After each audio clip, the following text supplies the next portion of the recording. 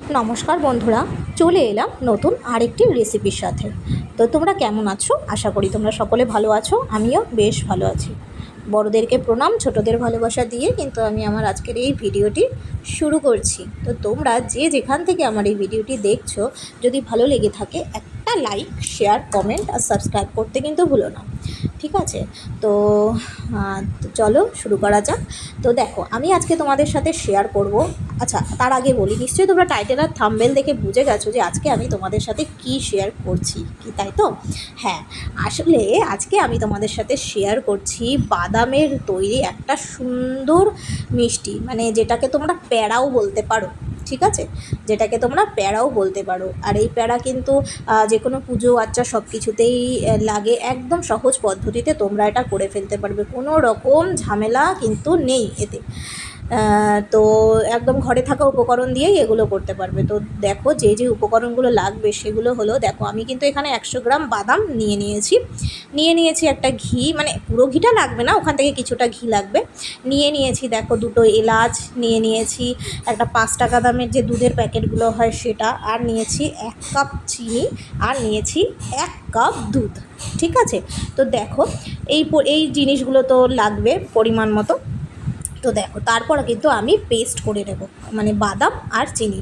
তো আমি যে 100 গ্রাম বাদাম নিয়েছি সেটা কিন্তু আমি এই মানে বাটির মধ্যে দিয়ে দিলাম 1 কাপ চিনি, মানে যে উপকরণগুলো লাগবে।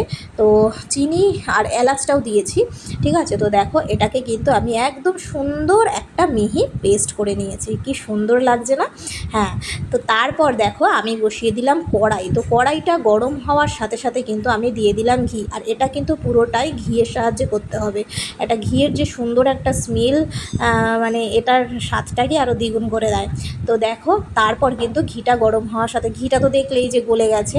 তো দেখো, কড়াইতে দেওয়ার সাথে সাথে তারপর কিন্তু আমি পেস্ট করা বাদামটা আমি এর মধ্যে দিয়ে দিলাম, ঠিক আছে? তো দেখো, তারপর কিন্তু আমি ওই যে লিকুইড যে দুধটা, ওটা কিন্তু ফোটানোই ছিল, বুঝতে পেরেছো? ওটা আগে জাল দেওয়াই ছিল দুধটা। তো জাল দেওয়া দুধটা তোমাদেরকে দেখালাম না, জাল যে দিয়েছি। তো ডাইরেক্ট আমি এটার মধ্যে ঢেলে দিলাম। তারপর কিন্তু ভালো করে আমি দেখো নাড়িয়ে চাড়িয়ে নিয়েছি।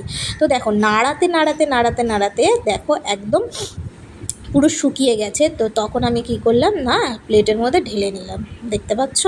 হ্যাঁ। তো এটাকে কিন্তু সুন্দর করে, মানে কি বলো তো, ঠান্ডা হলে এটাকে, এই দেখো, সুন্দর করে ঠান্ডা হলে এটাকে পিস পিস করে কাটতে হবে। তো দেখো, আমি যেহেতু ঘি দিয়ে করেছি তো কোনো রকম কিন্তু লাগেনি, দেখতে পাচ্ছ কি দারুণ লাগছে দেখতে।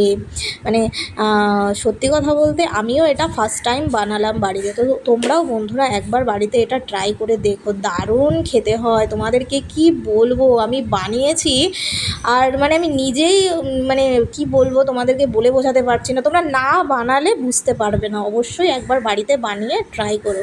তো দেখো, তারপর কিন্তু আমি সুন্দর করে ওটাকে, যেহেতু ঠান্ডা হওয়ার পরে, গরম অবস্থাতে তো এটা ধরা যাবে না।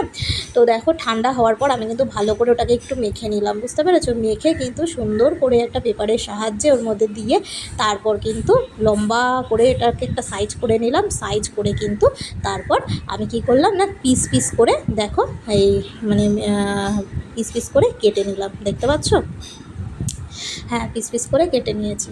তো দেখো, তারপর কিন্তু আমি সুন্দর করে প্লেটের মধ্যে সাজিয়ে নেব। তো বন্ধুরা, তোমাদেরকে একটা কথাই আমি মানে বলবো, তোমরা এটা একদম মিস করো না। মানে একদম কোনো রকম ঝামেলাই নেই এটা তৈরি করতে, কোনো রকম ঝামেলা নেই।